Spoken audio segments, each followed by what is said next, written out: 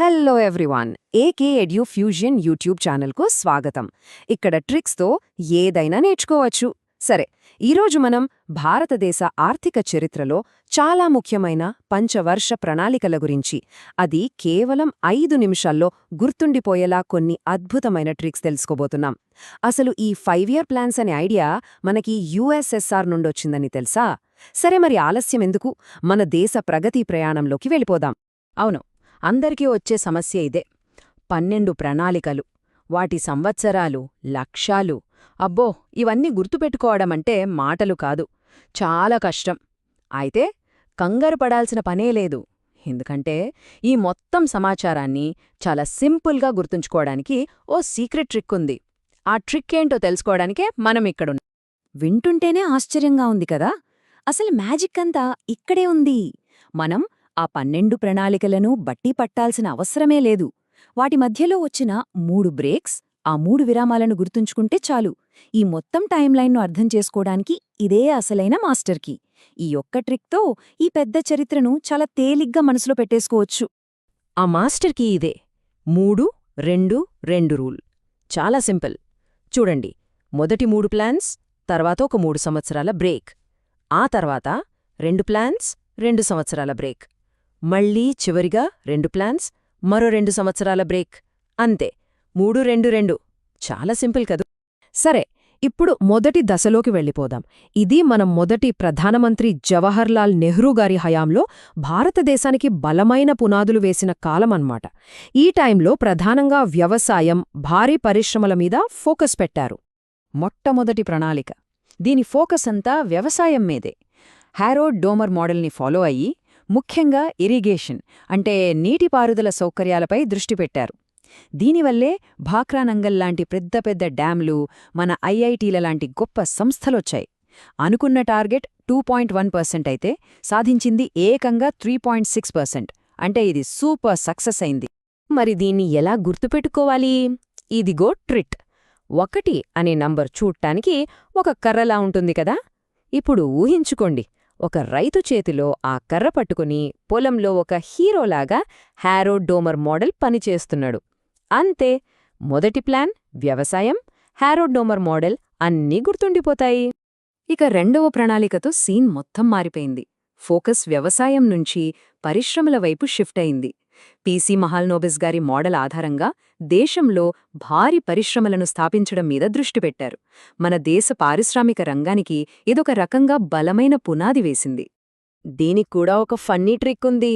2 number చూడ్టానికి బాతు ఆకారంలో ఉంటుంది కదా.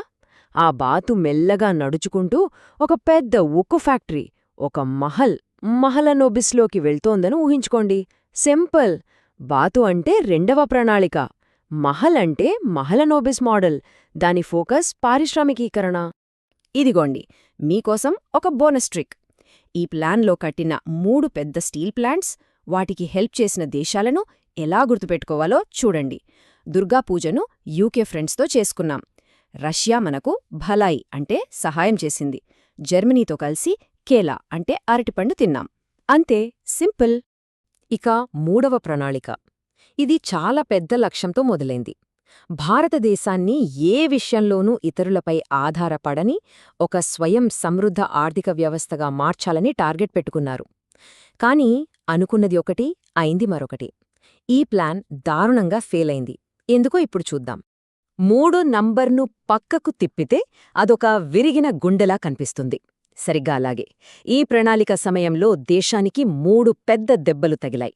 1962లో చైనాతో యుద్ధం, 1965లో పాకిస్తాన్తో యుద్ధం, ఆ వెంటనే 1966లో భయంకరమైన కరువు. ఈ 3 దెబ్బల వల్లే ఈ ప్లాన్ ఫెయిల్ అయ్యింది. ఆ విరిగిన హృదయం తర్వాత దేశం కొంచెం తేరుకోవాలి కదా. అందుకే పంచవర్ష ప్రణాళికలకు ఒక 3 సంవత్సరాల పాటు సెలవు ఇచ్చేశారు. దీన్నే ప్లాన్ హాలిడే అంటారు. ఇది మన 3-2-2 మెమరీ కీలో మొదటి 3ని సూచిస్తోంది. చూసారా మన ట్రిక్ ఎంత పర్ఫెక్ట్గా కనెక్ట్ అయిందో. సరే, మొదటి ఫేజ్ అయిపోయింది. ఇక 2వ దశలోకి ఎంటర్ అవుతున్నాం. ఇది కొంచెం గందరగోళంగా ఉన్న సమయం. రాజకీయ అస్థిరత, మారుతున్న ప్రాధాన్యతలు. ఈ దశ అంతా దాదాపుగా ఇందిరాగాంధీగారి హయాంలోనే నడిచింది. 4వ ప్రణాళిక లక్ష్యం స్థిరత్వం. 4 నంబర్ ఒక కుర్చీలా ఉంటుంది కదా, స్థిరంగా ఉండే కుర్చీ అనమాట. ఇక 5వ ప్రణాళికలో గరీబీ హటావో అంటూ పేదరిక నిర్మూలనపై ఫోకస్ పెట్టారు. 5వ నంబర్ కొక్కెంలా ఉంటుంది. ఆ కొక్కెంతో పేదరికాన్ని బయటకు లాగేస్తున్నారని గుర్తుపెట్టుకోండి. ఇక్కడో ముఖ్యమైన విషయం, 5వ ప్రణాళిక మాత్రమే 5 ఏళ్లు కాకుండా 4 ఏళ్లకే ముగిసిపోయింది. 5వ ప్రణాళిక తర్వాత జనతా ప్రభుత్వం అధికారంలోకి వచ్చింది. వాళ్ళు ఈ 5 ఏళ్ల పద్ధతిని పక్కన పెట్టి రోలింగ్ ప్లాన్ అనే కొత్తదాన్ని 2 ఏళ్లపాటు ప్రవేశపెట్టారు. ఇదే మన 3-2-2 కీలోని రెండో బ్రేక్, అంటే ఆ 2 అన్నమాట. చూసారా, మన ట్రిక్ మళ్లీ కరెక్ట్గా సెట్ అయింది. ఇక 6వ ప్రణాళిక. 6 నంబర్ చూడ్డటానికి గోల్ఫ్ క్లబ్లా ఉంటుంది. ఉపాధి కల్పన కోసం ఈ ప్లాన్ ఒక పెద్ద షాట్ కొట్టింది. ఆ బాల్ వెళ్ళి నాబార్డ్ బ్యాంక్లో పడిందని గుర్తుంచుకోండి. ఎందుకంటే ఈ టైంలోనే నాబార్డ్ ఏర్పడింది. 7వ ప్రణాళిక రాజీవ్ గాంధీగారి టైంలో వచ్చింది.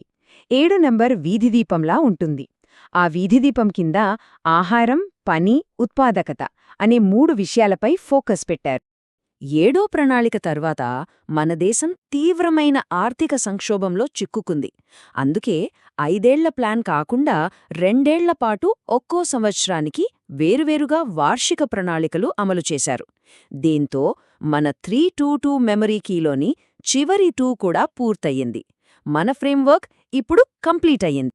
1991లో ఆర్థిక సంస్కరణలు వచ్చాక భారతదేశ ఆర్థిక వ్యవస్థ పూర్తిగా కొత్తదారి పట్టింది. ఇది 3వ, అలాగే చివరి దశ. ఇక ఈ ఫేజ్ని మనము ఒక లైట్నింగ్ రౌండ్లా చాలా వేగంగా పూర్తి చేసేద్దాం. రెడీనా? ఓకే, ఇక స్పీడ్గా చూద్దాం. 8వ ప్రణాళిక నంబర్ 8 కళ్ళజోడ్లా ఉంటుంది. ఫోకస్ మానవ వనరుల అభివృద్ధి. 9వది బెలూన్లాగా పైకి లేచే న్యాయం. 10వది బ్యాట్ అండ్ బాల్, అంటే తలసరి ఆదాయాన్ని డబుల్ చేయడం. 11వది 2 లైన్ల రోడ్డు, అంటే వేగవంతమైన సమ్మిళిత వృద్ధి. ఇక చివరిగా 12వది అదే రోడ్డుకు పచ్చదనం కూడా యాడ్ చేస్తే సుస్థిర వృద్ధి. అంతే. 12వ ప్రణాళిక ఇంకా నడుస్తుండగానే పంచవర్ష ప్రణాళికల యుగం ముగిసిపోయింది. ప్రణాళికా సంఘం స్థానంలో జనవరి 1, 2015న నీతి ఆయోగ్ అనే కొత్త సంస్థ వచ్చింది. ఇది మన దేశ ఆర్థిక ప్రణాళికలో ఒక పెద్ద మార్పు అని చెప్పాలి. ఇదిగో, ఇప్పటిదాకా మనం నేర్చుకున్న ట్రిక్స్ అన్నీ ఈ ఒక్క టేబుల్లో ఉన్నాయి. రివిజన్కు ఇది చాలా బాగా ఉపయోగపడుతుంది. ప్రతి నంబర్, దాని ట్రిక్ ఆకారం, దానికి సంబంధించిన కీలక పదం, ఈ ఒక్క స్లైడ్తో మొత్తం 12 ప్రణాళికలను క్షణాల్లో గుర్తుకు తెచ్చుకోవచ్చు. సరే, చివరగా ఒక ప్రశ్న.